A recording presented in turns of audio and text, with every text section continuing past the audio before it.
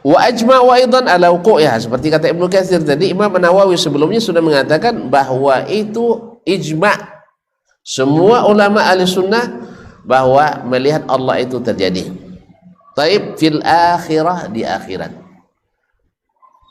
Dia menyebutnya di mana? Di akhirat. Ini ijma'. Wa annal mu'minina yarawna rabbahum dunal kafirin, dan orang-orang beriman melihat Rabb mereka tapi orang kafir tidak. Wa za'amat ta'ifatun, nah ini baru beliau sebutkan, ada sekelompok min ahlil bidah. Nah, Imam Nawawi lebih berani dakwah nampaknya dari ahli bid'ah, yaitu al-Mu'tazilah, dari kalangan Mu'tazilah, wal Khawarij, dan Khawarij, wa ba'dil Murji'ah, dan sebagian orang Murji'ah, annallaha la yara ahadun min khalqi, bahwa mustahil Allah dilihat oleh seorang pun dari makhluknya. Jadi mereka al-Mu'tazilah,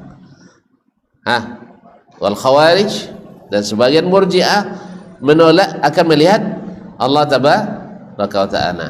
Nah, sebagian orang yang mengaku mengikut ahli kalam hari ini juga menolak menerima melihat Allah. Karena apa? Karena cara berpikirnya sama dengan Mu'tazilah.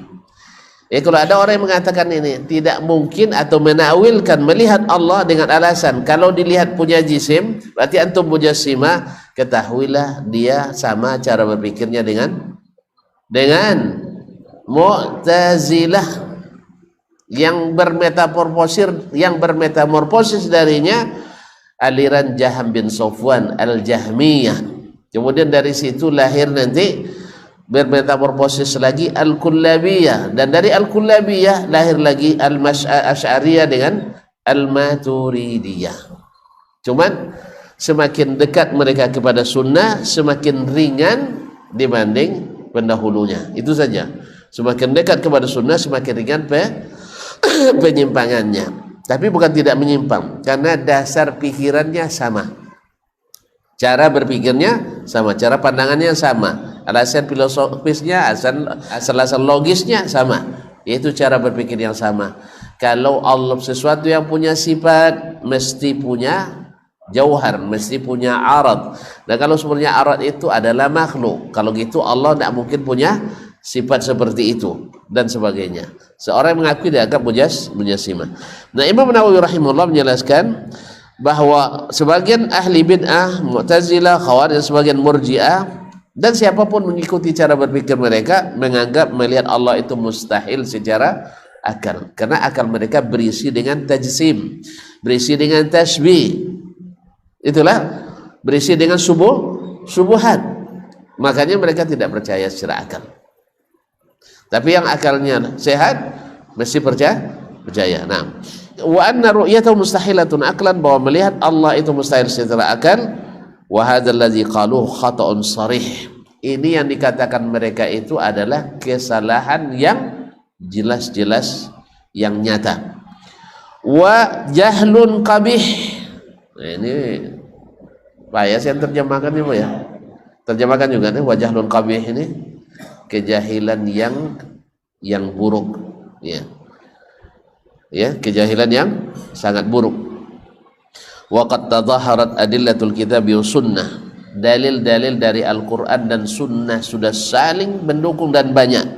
Wa ijma'us sahabati, dan ijma'nya para sahabat, faman ba'dahum, dan orang setelah mereka, min salafil ummah, dari kalangan as-salaf, ala itsbati ru'yatillahi fil akhirati lil mu'minin, bahwa Allah di akhirat akan dilihat oleh orang-orang beriman. Wa rawaha nahwun min 20 sahabiyan Rasulullah sallallahu alaihi wasallam, diriwayatkan oleh lebih kurang 20 orang sahabat dari Rasulullah sallallahu alaihi wasallam. Wa ayatul Quran fiha masyhurah, ayat-ayat Quran tentang masalah ini masyhur, ayat Al-Quran tentang masalah ini masyhur. Naam.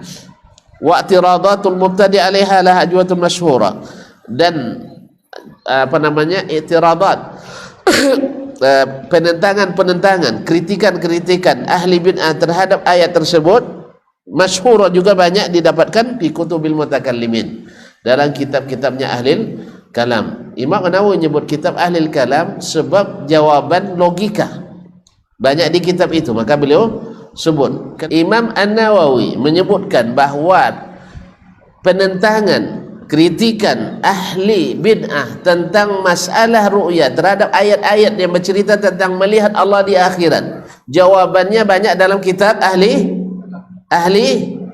kalam. Apa sebab ahli kalam? Sebab ahli bid'ah, Mu'tazilah, Khawarij, Murji'ah, kenapa mereka tidak percaya Allah dilihat di akhirat? Apa dasarnya? Pernah mereka ke akhirat? Tidak. Berarti apa yang jadi pijakannya?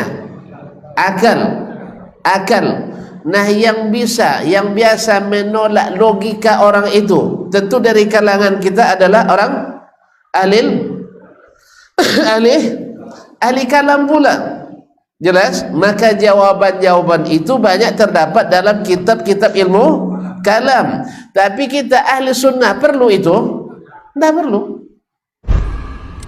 Babat TV Sunnah, belajar agama baru alif.